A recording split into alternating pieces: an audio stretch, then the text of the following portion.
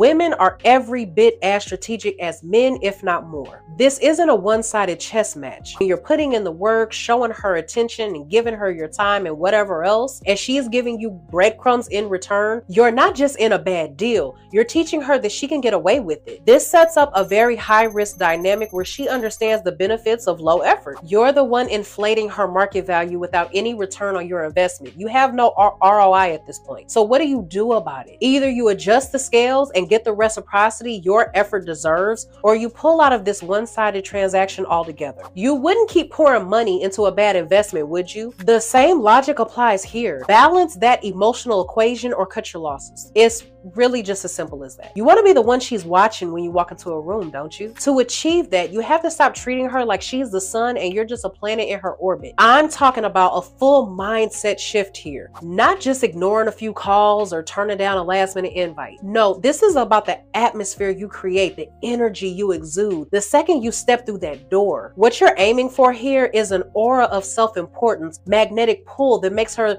feel like that she's going to lose her balance if she's not careful. You've got to reframe the dynamics so you're not always the one that's readily available at her every beck and call. You should be living a life that's so fulfilling, so packed with purpose that she starts to question whether she's even really a part of that agenda. Once she senses that your attention and focus have realigned, no longer spotlighting her as the main event, that's when you've got her attention, because you shift from being an accessory to becoming an essential key in her life. And she's not willing to lose it. One she's not willing to lose. The term familiarity breeds contempt isn't just a saying, it's a hard science. Psychologists call it habituation, and in layman's terms, it means that something that was once exciting is now boring and predictable. If you're a guy who comes around with the same pickup lines, the same old tactics, guess what? You're fast tracking yourself into the "who was that again?"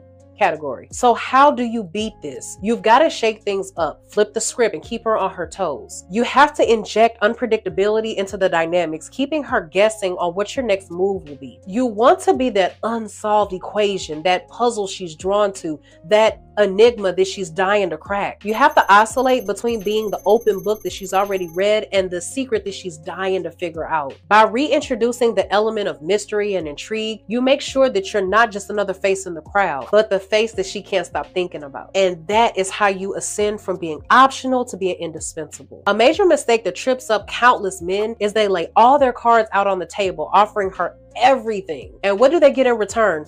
Nothing. Why does this happen? It all boils down to a simple yet frequently overlooked concept: the value of scarcity. I'm not just talking about your time here, though that is crucial. This goes beyond time. It's about your emotional real estate and your undivided attention too. The rarer you make these commodities, the more she's going to realize that she not only wants them, but she needs them. You don't have to announce this shift. Be subtle about it. Let the transformation in how you allot your resources and time be sensed rather than stated. Make her feel the absence. As she feels this void, she'll start to question why she even feels this way, and you become the prize she's motivated to win. Your shift to scarcity should be something she experiences as a realization, kind of like an aha moment that makes her understand just how essential you are.